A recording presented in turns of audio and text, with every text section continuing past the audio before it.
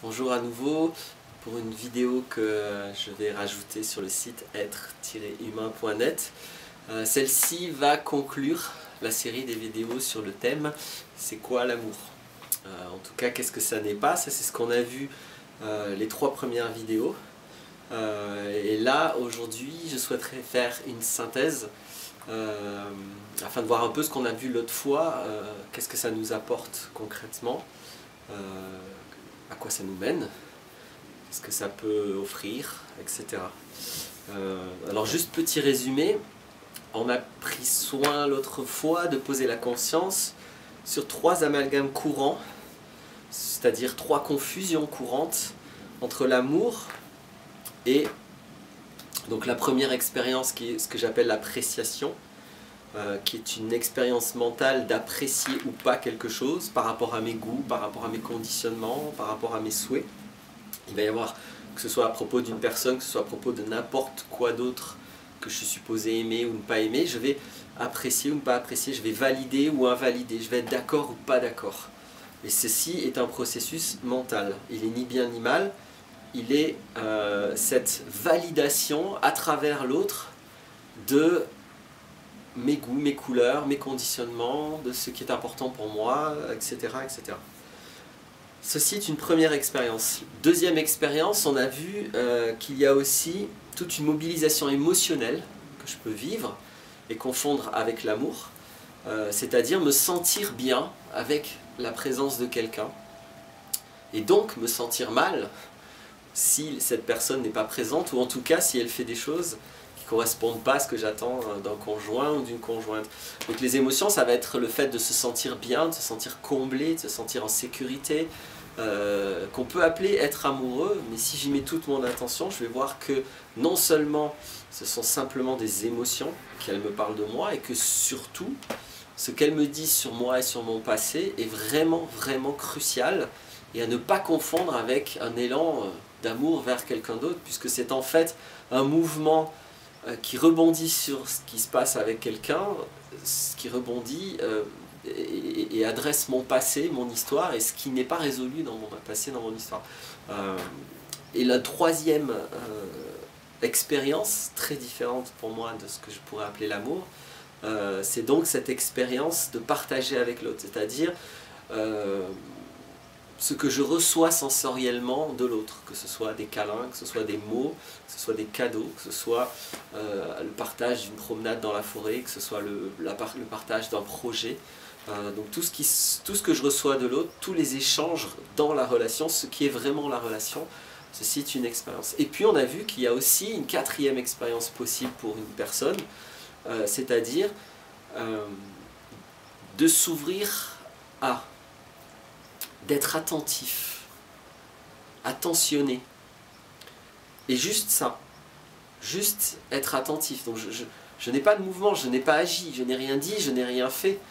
Je suis en réception, en ouverture, sans jugement, en acceptation de ce qui est tel que c'est. Et je peux être très attentif. Dans cette expérience d'être simplement attentif à l'autre, il n'y a pas d'appréciation, du contraire de l'appréciation. Il n'y a pas d'émotion, il n'y a pas de moi et de comment moi je me sens. Et il n'y a pas de partage.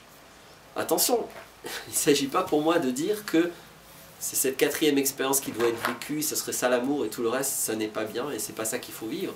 Rien à voir. Le but n'est pas pour moi de dire ce qu'il faut, ce qu'il ne faut pas. Le but n'est pas pour moi de dire ce qui est bien, ce qui est mal. Le but n'est même pas de dire vraiment ce qu'est l'amour. J'en parle parce que ce sont mes mots. Il faut bien que j'utilise mes mots et mon univers sémantique pour essayer de transmettre des choses. Mais comme je l'ai exprimé plusieurs fois, je ne suis pas une référence sur ce que serait l'amour et ce qu'elle ne serait pas. Je suis simplement un témoin ici qui invite à regarder ces 4 expériences.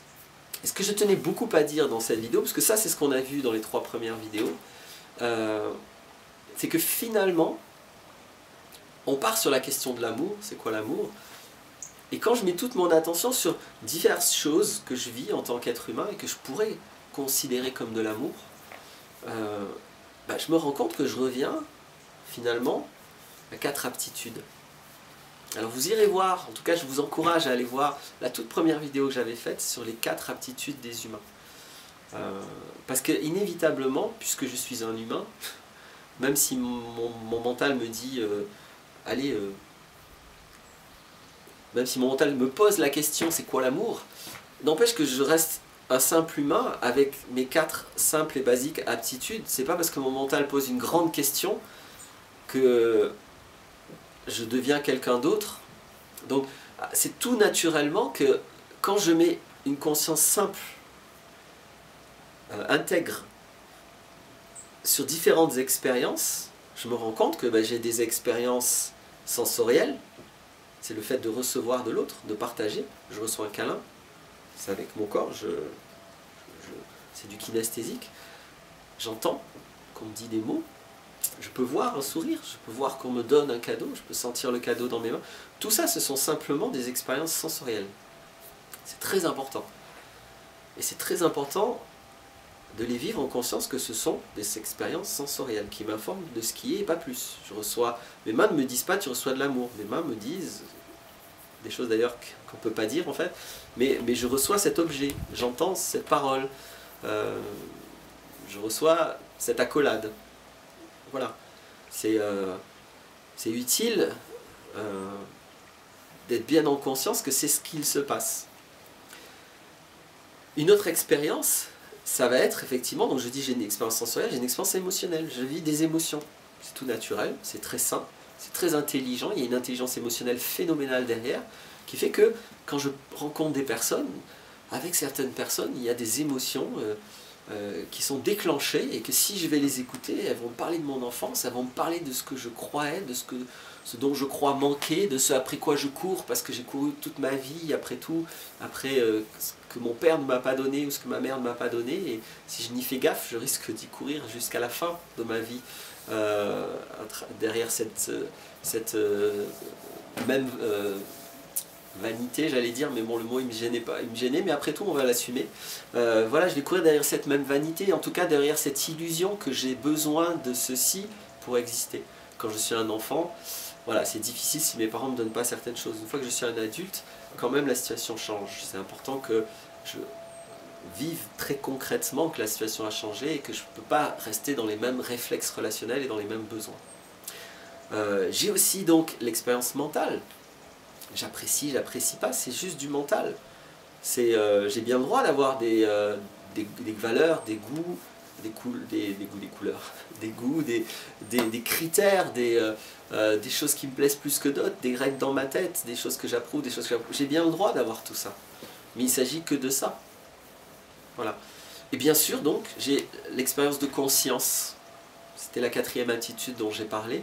C'est-à-dire, simplement, je peux vivre 3 choses et je peux avoir ou pas conscience de ces choses. Si je pouvais essayer de poser une image qui représente ce que je viens de décrire là, et peu importe s'il s'agit d'amour, peu importe, vous verrez s'il s'agit de n'importe quel autre thème humain, on revient quand on met de la conscience toujours à ces 4 aptitudes, parce que de toute façon, c'est ce que je suis en tant qu'être humain, un être vivant, avec ces 4 aptitudes. Il ne va rien se passer d'autre, je vais pouvoir rajouter des concepts, des mots, des notions romantiques, des notions métaphysiques, des notions mystiques, des notions philosophiques, mais il reste que j'ai 4 aptitudes. Et c'est ça qui se passe à chaque fois, et que c'est plus utile d'avoir conscience. Est-ce que là, je suis en train d'être informé du monde avec mes sensations, ou est-ce que j'ai des idées complètement abstraites, ou est-ce que j'ai des émotions qui viennent me parler de profondément ce que je crois être? C'est ça qui est important. Est-ce que ce que je vis en tant qu'humain, je le vis en conscience de ce qui est en train de se passer vraiment, effectivement. Donc l'image que je voulais proposer, c'est comme s'il y a vraiment 3 rivières. Il y a une rivière qui contient des données sensorielles. Il y a une rivière qui contient des données émotionnelles. Il y a une rivière qui contient des pensées, des idées. Et la mémoire de cette rivière qui est très solide, j'allais dire, mais en fait ça dépend. Mais il y a la mémoire aussi de cette rivière. Donc voilà, je ne suis pas un truc défini, je ne suis pas une personnalité figée. Je suis 3 rivières qui ont un contenu très différent. Il y en a une qui contient des sensations, il y en a une qui contient des émotions, il y en a une qui contient des pensées. Je ne peux pas mélanger les trois rivières. Attention, elles interagissent, hein. Elles communiquent. Ces trois rivières peuvent se rejoindre, elles sont sœurs. Mais il y a dans une rivière des pensées, il y a dans une autre rivière des sensations. Voilà, j'ai mélangé un peu les rivières. Il y a des sensations, on va les garder. Il y a des émotions, il y a des pensées. Et puis, ce que je suis aussi, en plus de ces trois rivières, je suis une conscience. C'est-à-dire, j'ai conscience que ces trois rivières existent. Je peux aller me baigner dans les rivières de sensations. Je peux, à un moment donné, n'avoir conscience que de mes sensations, de vivre des sensations fortes, et que c'est ça qui m'intéresse à un moment donné. Je peux aller me baigner dans les émotions, volontairement ou pas, je peux tomber dans la rivière des émotions, être en colère, être en grande tristesse, et n'avoir aucune autre conscience que ce vécu émotionnel. Et je peux tomber ou plonger dans la rivière des pensées, où je ne suis que ce que je pense, et je suis bloqué avec ma volonté, avec une idée fixe, et je reste là-dedans. Donc ma conscience peut être prise dans une des rivières. Elle peut aussi être dans aucune des rivières et regarder les trois rivières. Regarder, ah, tiens, cette rivière, c'est telle sensation qui coule. Cette rivière, c'est telles émotions qui coulent. Cette rivière, c'est telle pensée qui coule. Attention, les rivières coulent. C'est pas une fois je suis dans une expérience sensorielle, une fois je suis dans une expérience mentale, une fois je suis dans une expérience émotionnelle. Des fois, les émotions sont absentes. C'est très rare que les pensées soient absentes. Il est impossible que les sensations soient absentes. Sinon, c'est assez grave. Tout ceci, c'est en même temps. Des fois, j'entends, oui, mais là, tu es dans ta tête. C'est déjà être dans la tête que de formuler cette pensée. Donc, le plus important, c'est pas de déterminer si je suis dans la tête ou dans le cœur ou dans ceci, dans cela. C'est d'avoir conscience de tout ce qui se passe. Parce qu'il y a tout qui se passe. Les rivières coulent en permanence, et même quand la rivière émotion est absente, tranquille, rapidement peut surgir une crue même assez gigantesque. Les émotions, c'est la rivière qui fluctue le plus facilement. Et la conscience, c'est vraiment une aptitude importante. Je suis les trois rivières, mais attention, je suis aussi cette conscience qui peut jouer avec chaque rivière, qui peut regarder les trois rivières, qui peut connaître beaucoup les rivières, qui a mis beaucoup d'attention, qui a passé beaucoup de temps à regarder comment elles fonctionnent, qu'est-ce qu'il y a dans la rivière pensée, qu'est-ce qu'il y a dans la rivière, etc. Et donc, voilà une image qui peut avoir l'air de s'éloigner de la question de l'amour, mais il ne peut pas y avoir de question de l'amour s'il n'y a pas une question de conscience de soi. Pas une question, s'il n'y a pas une expérience, s'il n'y a pas une conscience de soi. À partir du moment où je suis clair avec ces trois flux et la conscience que je peux maîtriser relativement pour éviter qu'elle soit que plongée dans mon mental, ou que plongée dans mes émotions, ou que plongée dans mes sensations, inévitablement ce que je vais vivre avec un autre, et à la limite peu importe comment je l'appelle, peu importe, c'est pas les mots qui vont faire que ce que je vis sera heureux ou pas. C'est pas les mots. C'est pas parce que je dis que je suis heureux que je vais l'être. C'est pas parce que je dis que je suis malheureux que je vais l'être. Donc c'est pas parce que je dis que ceci est de l'amour que ceci en est.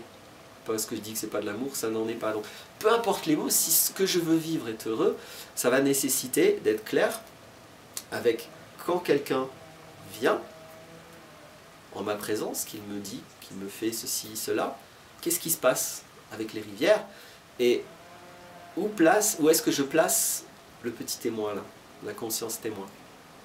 Où est-ce que je la place?